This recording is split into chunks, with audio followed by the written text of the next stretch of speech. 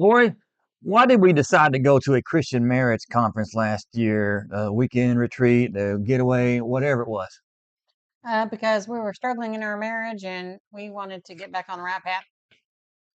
Family Life Christian organization, they sponsored a weekend to remember, and that's what we went on last year, and we went this year the second time. But that was something that was offered to us almost 14 years ago, 13 and a half years ago by the minister that officiated our wedding. He even said we get a discount since he worked with Family Life. Before we got married, he said, I recommend you do this before you get married. Yeah. We didn't think we needed that, so we said no, thank you, and we'll pass for now. And those marriage conferences are for people that are struggling in their marriage, and we did not feel like we were struggling. So we thought, well, we're going into a new relationship, no big deal. We got covered. We got this. So we said no. After 12 and a half years of marriage last year, Lori and I found that our marriage wasn't as great as we had thought it would be. And when we were getting married, we know how to do marriage wrong. We talked about our failed marriages. Well, we're going to do it right. We got it. We got it. We're pros at doing it wrong. We're going to do it right. Well, about 12 and a half years into our marriage, I was thinking, we should have took that minister up and we should have gotten that discount deal on that weekend to remember thing. So I asked her, I was like, what do you think about going that weekend to remember? I said, yep, let's go.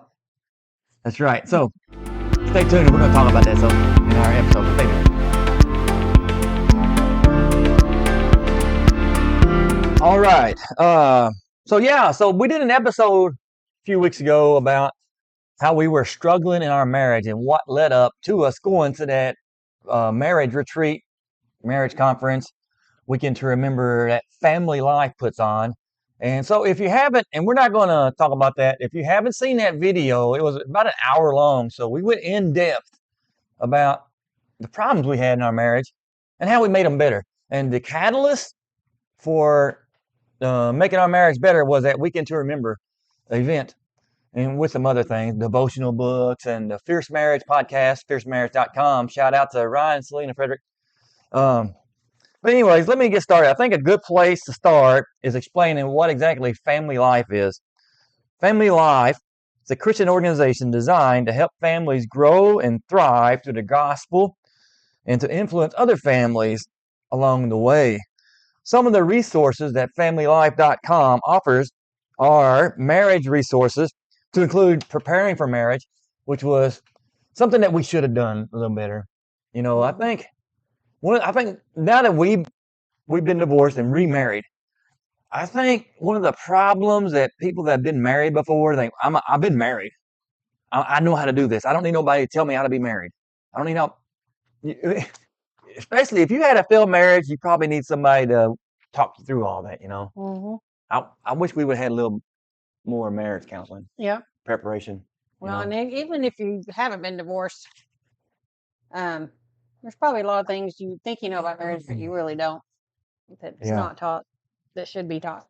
So. But I think we thought we knew from our mistakes. I hate when people say you learn from your mistakes. Sometimes that's true, but sometimes you don't. Sometimes when I make mistakes, I just want to put them behind me. Well, something we like to say is that we didn't know what we didn't know. Yeah, we didn't know what we didn't know. Right. If you don't know what you don't know, it's kind of hard to learn from your mistakes when you don't really know what you did wrong. That's right. Also, at FamilyLife.com, you can learn about communication in marriage. Communication is a big deal. It's one of the biggest problems we had. They also talk about romance and sex. Hey, if you're struggling in your sex life, in your romance life, your intimacy life, it may be drifting apart, or you may want to make it better. Family Life has a lot of good resources, podcasts and articles and posts. Yeah. And forgiveness and conflict resolution, all different things they can talk about. They also have small group studies, how to conduct small group studies, where you can find a small group study near you. Then they also have the weekend to remember. You can go to familylife.com and register for the Weekend to Remember. Find one in your area. So we went to the one in Branson, Missouri. We live in Arkansas near Little Rock. There's also one coming up in September at Hot Springs. So all of you that are in the local area in Arkansas, Central Arkansas, there is a Weekend to Remember in Hot Springs come up in September. I don't know the exact date. You can look on the website to find out, familylife.com. There's also a Love Like You Mean It cruise. We might have to do that. Love Like You Mean It marriage cruise that Family Life puts on, Christian base. They have parenting resources, and then they have one of the biggest sections of Family Life is the blended family, which is led by Ron Deal and several others. But we're kind of involved. We're kind of involved in a blended YouTube site. We're not involved in Family Life, but we use Family Life blended resources a lot, and we learn a lot from them. And there's also Christian faith resources. So if you are not a Christian, there are great Christian resources on how to become a Christian and the gospel of Jesus, and Bible studies, and great resources on Family Life. It's not just a marriage and family. It's a great Christian site. Okay, so Lori, talk about the Weekend to Remember. So it's a combination of a Christian marriage conference and a romantic retreat. The theme of the event, yeah, we got our coffee cups. Theme of the event is to help husbands and wives move from isolation to oneness. So they teach, in a nutshell, if you don't really are not intentional about working on your marriage, you're going to drift into isolation. You have to you're either going to drift to isolation or you're going to work and up to oneness. And so their thing is to help you be one, help you work toward oneness. And so one of the things that we learned is that you're either going to be stagnant, just kind of like a boat out in the ocean, just kind of floating along, not really going anywhere, or you're going to be working toward oneness. And so sadly, most couples realize after years of marriage that they're most likely just drifting towards isolation instead of growing together towards oneness. Because growing together takes intention. It takes you wanting to make your marriage better. And I think if you don't know these terms and these definitions and these ideas, if you don't know this, you think, well, we do our own thing, and every once in a while we get together, but he goes his way and I go my way, and you think it's just okay, it's normal. Yep. And you realize that you're drifting apart. No, that's not normal. you're drifting apart. You're being isolated, and you may disagree, but we found that isolation in marriage is not the best thing. Okay, so talking about isolation, there's some warning signs that we learn that you are drifting towards isolation. It's when you're not able to resolve your fights, your arguments, your disagreements. You're not able to resolve it, or they build upon each other and they escalate. One argument builds on the next one.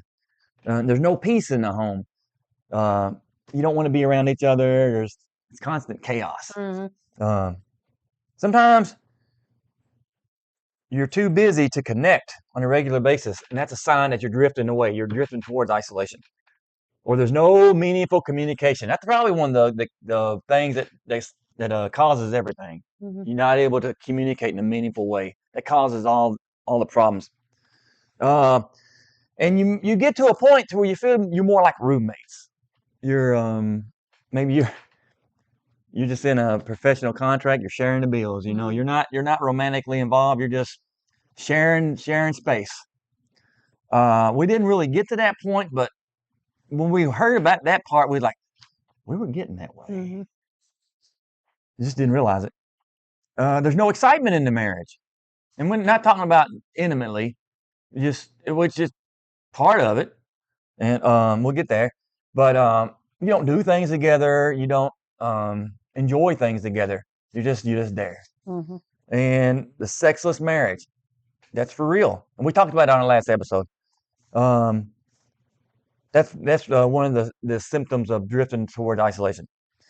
And finally, if you're drifting towards isolation, you have a feeling of hopelessness, that neglected, or you're not loved. So in essence, you are married, but you're not together. So what does oneness look like? So oneness in a marriage is resolving issues and overcoming struggles instead of just letting them fester. Mm-hmm. Shared peace when we're together. So when we're together, we're at peace with each other. We're sharing our dreams and goals together. Both feel like we're a part of a team and not two different teams, but we're the same team. Mm-hmm. We're communicating at a deeper, more meaningful level, and I'll kind of give you some more details about that later. Romantic and intimate at a deeper level, a high trust level, and then a longing to be together. So you actually want to be together. Right. So and some of the things we talked about, and I'm not going to go into detail. I'm just going to highlight the topics. But here's the book they give you, Weekend to Remember. They give you a workbook, and they give you a couple of little pamphlets along the way for some activities you have to do. But some of the topics at the Weekend to Remember that family life retreat is communication in marriage. They teach you the importance of communication and how you get it wrong. And thinking, well, we're pretty good at that. We're pretty good at getting it wrong. They teach you how to do better. And you're like, these are some skills that I've never really thought about before. So they teach you communication skills. And they spend quite a bit of time talking about God's design in marriage. Genesis 2 and 3, chapter 1. And that's something you've heard over and over and over. But you know what? I never thought about it like that. It's a deeper level that you often overlook. But God designed marriage from the creation, Adam and Eve. The two becoming one. That is where marriage started, and that's the model for marriage. Man and woman come together, and that's that oneness. Two become one. The leave and cleave. They talk about that a lot. Leave and cleave. Leave your father and your mother and cleave to your wife. They talk about that a lot. They talk about resolving conflict, which goes along with communication. They talk about threats to your marriage. When you have threats to your marriage, Satan is alive and well. I had a conversation with somebody recently at work. He was talking about how marriage is between you and God and your wife, your husband and wife, the triangle thing, your husband and wife and God. And then Satan is trying to attack your marriage. He's not in that triangle, but he's out there trying to attack your marriage. And you have to be working together to achieve that oneness. If you're not trying to achieve that oneness, Satan is going to try to break you up. The world doesn't want you married. The world hates marriage. The world hates the Christian version of marriage. They don't want men and women married, period. Yep. They want to pervert marriage, and we're not going to get them. Well, maybe one day we'll talk about that. And we ourselves, we can mess it up. I think for us, that's something I've learned, that we have no problem messing up our marriage on our own. Just like everything else in life, I have no problem messing up my own life. I don't need somebody else to help me. I can mess up on my own. So that's the threats to your marriage. Then there's a section on sexual intimacy, and I thought this year's session was better. The last year was really good, but this time we had the great couple, the husband and wife team. They get up there and they made some jokes, and they kind of softened it up and cut and what do you call it? They cut through the awkwardness. Yeah. They made it easy for you to respond. Last year, I think we should have had them last year, because the last year we were kind of. Last year's couple was still good. We weren't ready to hear it. I don't think. Yeah, let's go take a break. We got to sit through this session, but this year we were going along, and they really. This is the one thing that most of you out there are like, well, I don't know if I'm ready to sit through that hour-long session on sex and marriage, but it's worthwhile. It's really beneficial. And the couple this time was really good. And then they talk about a date night, and you plan a date night, and for those that are struggling, you want to make sure it's special, and plan it out, and cut all your distractions off. And, you want to make that date night to where that's going to take everything you've learned and try to rekindle your fire. Yep. And then the next day, there's a men's only session, and then there's a women's session, and there's also a blended family session that Ron Deal puts on, and we thought that was beneficial since we are a blended family. Hmm. That was beneficial. Okay. Okay, go ahead. So we spent some time talking about the world's idea of marriage versus God's plan for marriage. The way the world views marriage is much different than the way God views marriage. So the world views marriage as like a contract.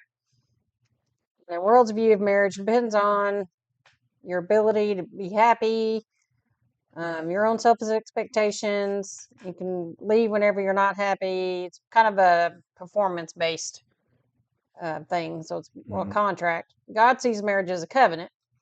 So in a godly marriage, you believe that marriage is a covenant created by God. And you love your spouse despite his or her faults. In a covenant marriage, God's word is the foundation of your beliefs, and Jesus Christ is the head of your marriage. And it is truly a till death do you part. It's not a till I quit loving you Right. until we part. Yeah. And it's an unconditional love Yeah. covenant. So, But I think it was back in the 60s when they instituted that no fault divorce. Some states don't have it. I think some states don't have it, but for the most part, most of the 50 states have the no fault divorce to where you don't have to claim adultery or abandonment or abuse, or there's certain things that. And before the no fault divorce came into effect, there was just a few things that you can only claim for legitimate divorce. But now we just don't want to be married. Okay, whatever. yep. So that's the whole contract thing. The world sees it as a contract. Okay, so we took some notes on our conference that we went to a couple weeks ago, and we're going to share some of those notes. And this is what this whole episode is about: what we learned at the marriage conference, a weekend to remember that family life put on. Lori, go ahead and start.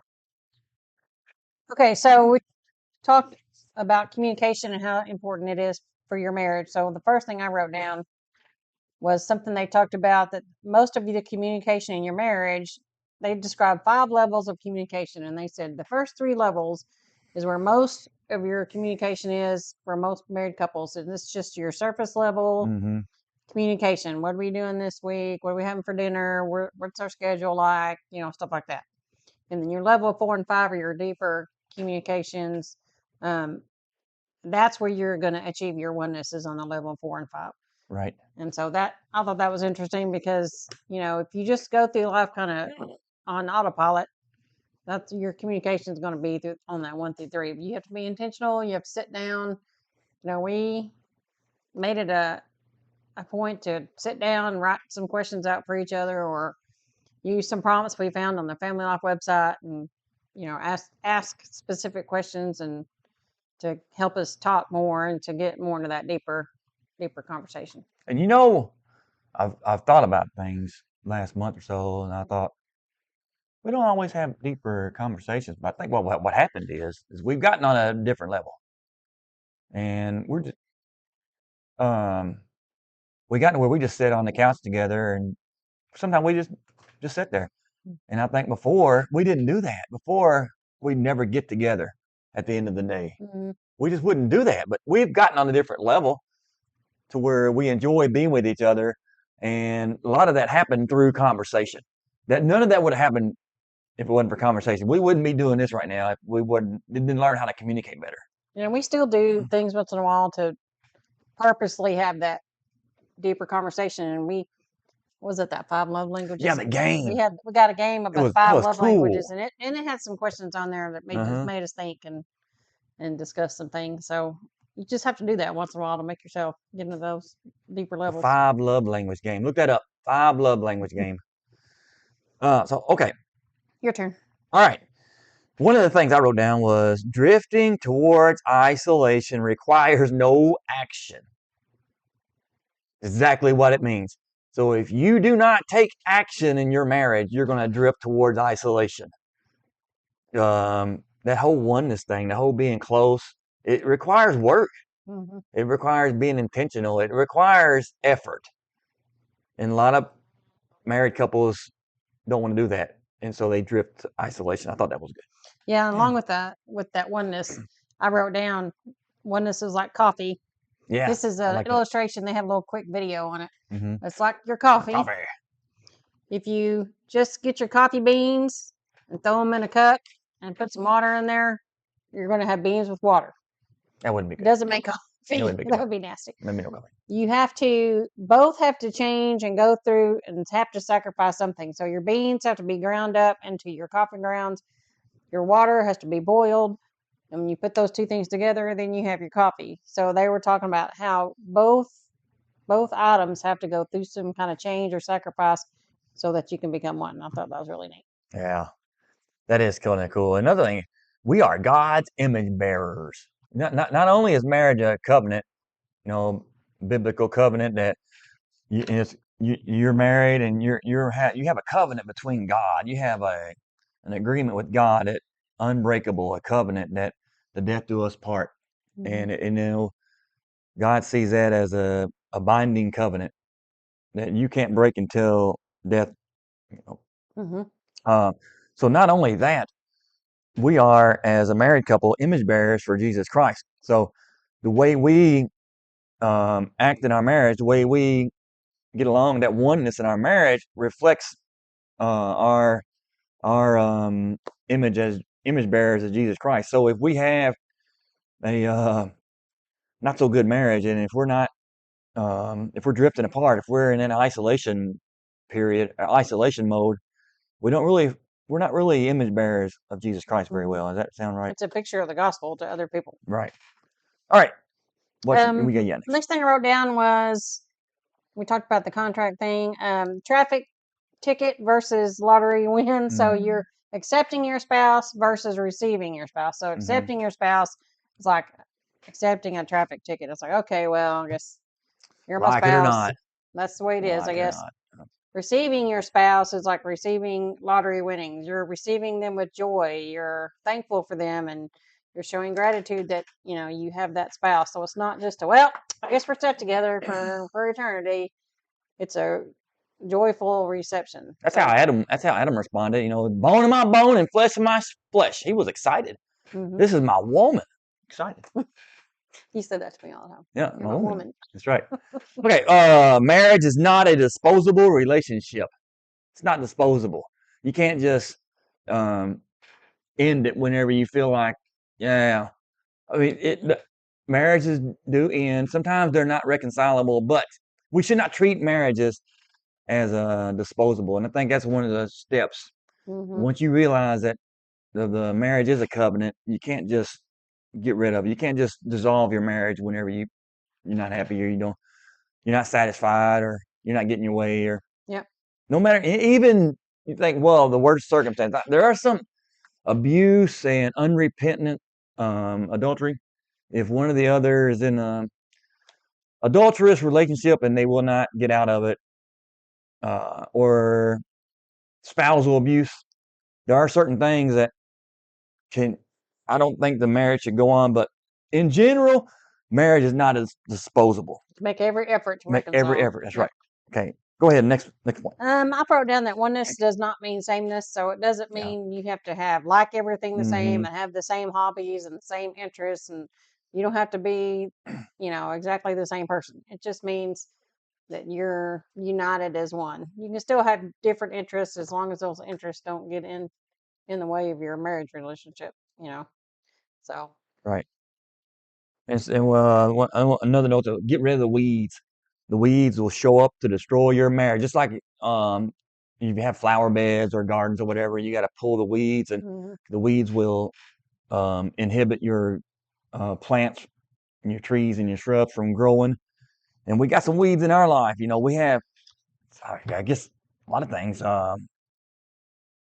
Entertainment, our jobs, money, things that we think we just got to have. These stupid things right here. There's a lot of weeds that try to other people.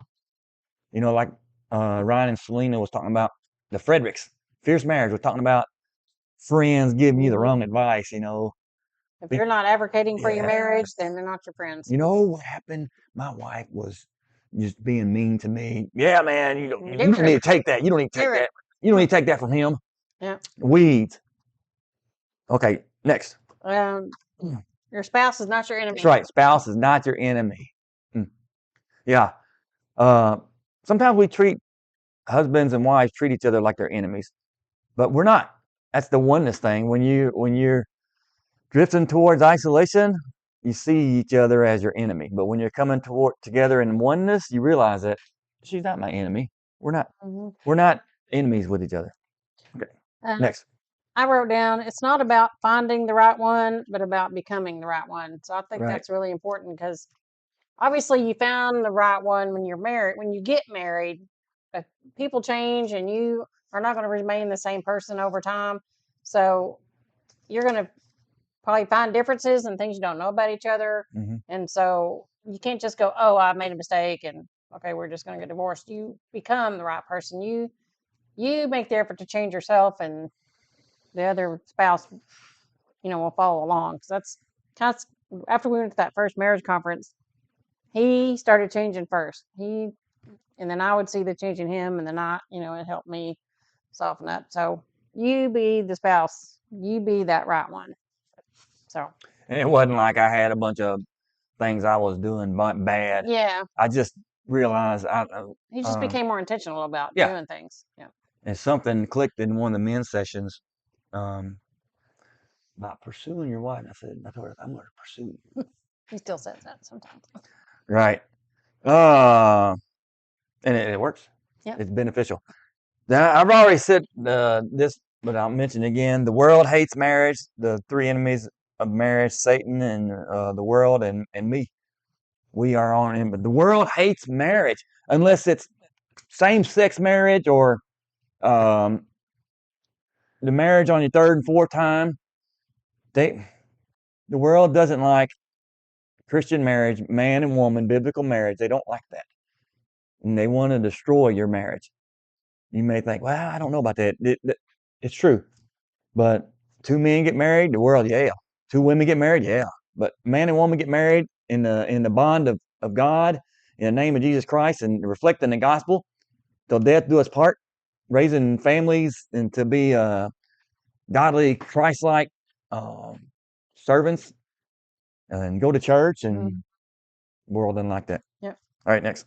I wrote down, conflict is inevitable, but combat is optional. So they have a whole session on how to deal with conflict, and conflict is going to happen. You're dealing with two broken people, and so conflict is going to happen, but combat is not necessary. So they tell you ways to have conflict, but also how to have conflict resolution. I just thought that was interesting. There's a big difference in having conflict and being combative. Yeah. It's easy to be combative. We were good at that. We're humans are not good about regulating themselves. Yeah. In a way that's not non-combative. Yep. I wrote down, surround yourself with people who can encourage you. And Ryan and Selena Frederick talk about marriage mentors. And when we first heard that, we was like, there's no such thing. There's no such thing in the circles we. Yep. And I mean, I hate to say it. There are good people in churches. There are good married Christian people in our churches. I think they set a good example. But there's really nobody that's looking to you and saying, let me be your marriage mentor. Let me be your coach. Let me come along and help you. And you can reach out to me. You can call me if you have problems and we'll talk through it. That's what we're trying to work towards, Lori and I, to where we can help that younger couple or maybe a couple our age. Mm-hmm. But maybe we don't live in this, we don't grow in the same circles that Ryan and Selena Frederick go in. But yeah. If it's possible, surround yourself with people that can help you. You know what the problem is in our modern society? In that book I'm reading about being a good neighbor, we just don't want to get in people's business. We want you mind your business and I mind my business, and we may live right next 5 feet away from each other. But most of the time, we don't know what's going on in the house 5 feet away from us. It could be total chaos, and they could be reaching out for help, but we don't know. We don't care because It's you take care of yourself and I'll take care of myself, and you mind your business and I mind my business. That's the I think it has a lot to do with the mentality of society today. Is even in Christian circles, we don't want to judge anybody. yeah. We don't, if I correct you, that I'm being judgmental, but the church is called to hold each other accountable. And so if you see somebody, you're in a Christian fellowship and you see somebody living in sin, and that's your job to go to them and say, hey man, I've noticed you've been doing blah, blah, blah. And the Bible tells us to go to that person one-on-one first, and then there's a process to go through. But I think a lot of people nowadays, whether you're a believer or not a believer, it's like, you're not supposed to tell me what I'm doing wrong. You just need to leave me alone and let me do what I'm doing. People don't want to be held accountable anymore, and I think that's just So the way we've conditioned ourselves lately. and it's hard. It's hard to approach somebody and say, I'm struggling. I need some advice. Oh no. Yeah. All right. Next point. Let's see. One of the things that they talked about, they did a video that was kind of a illustration, I guess you could say, and she had two trees, and one tree was you, one tree was your spouse, and he talked about she had some little paring, it's not the word, pruning scissors. Pruning, yeah. And Pairing. She would say, something like, oh, you put the dishes in the washer, but you didn't do it right. Clip, and she'd clip off some leaves, and well, you didn't do this right, and clip that off, and then it became these huge shears, and she was just cutting off huge limbs, and before you know it, there's nothing but the trunk left. And her point was, if you are constantly criticizing your spouse and constantly being negative and constantly cutting them down, and just never trying to, like he was talking about, encouraging them, but always cutting them down, then you're going to have nothing left of that person, and then you're going to be mad because, well, what's wrong with you? How come but so you're still complaining. And so her point was to bring fertilizer to your marriage and not be clippers. So you're just like he was talking about, you're encouraging your spouse, you're uplifting them, and not trying to nitpick and find all their faults. Trying to cut them down. Yeah. And my last point here, I got a few. I'm just going to combine them. Men and women are wired differently in everything, especially emotionally, and when it pertains to sexual intimacy, we're wired differently. So if you're struggling in that area, you got to talk about it. If you don't talk about it, you got to break down that barrier. We had some barriers, and we broke them down, and we talk about it. And I learned her differences, and she learned my differences, and we worked through it. I'm telling you, men, you got to learn your wife. You got to learn what makes your wife tick. Learn who she is, not just intimately in the bedroom, but in around the house. Learn that when she's standing over the sink, and if she gets up and she goes to the sink, she's probably upset because the dish has been in the sink for half a day. And so that's your point. Don't let the dishes stay in the sink half a day. Just learn her cues, and when she's having a rough day, learn how to respond instead of saying, it'll be all right. Yeah. That's not the right thing to say. Pretty good at recognizing when I'm stressed out. And sometimes I don't even recognize how I'm stressed out. Yep. Maybe like, you're stressed out, aren't you? It's like, yep, something going on. Yeah. And one more thing, and then I'll let her finish. Don't be harsh to your wife.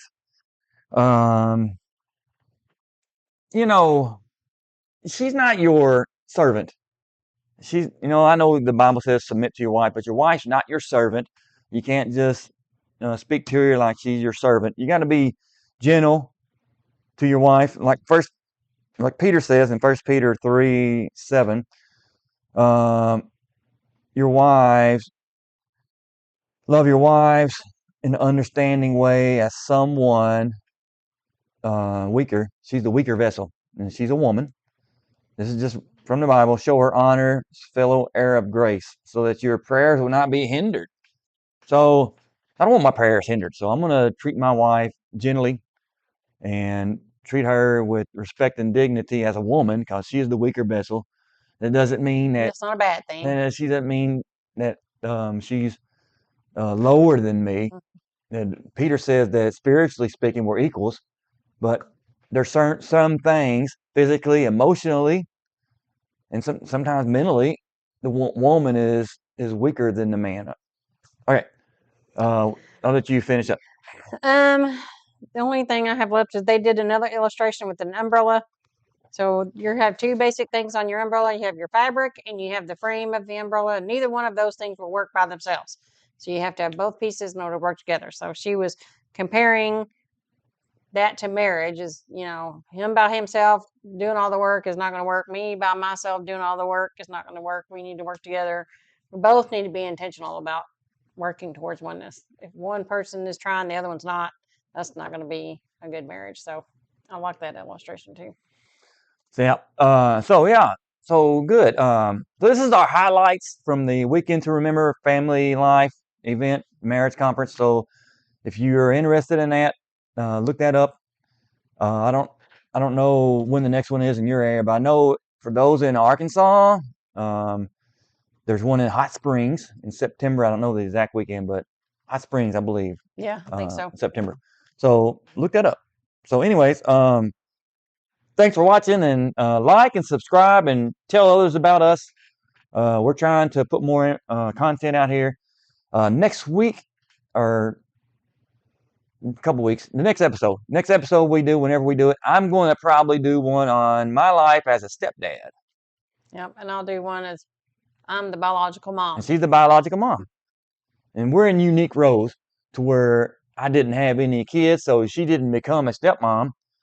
And I'm not a biological father, but she played the role as a biological mother in a blended family, and I'm the stepdad. So we're going to talk about that, and maybe a month or so, 3 or 4 weeks from now, we can do an episode on sexual intimacy, clean and not too explicit and not very detailed, but maybe we can give you some insights on how to help rekindle your fire, I guess. Rekindle your fire in a godly way. So thank you, and God bless you.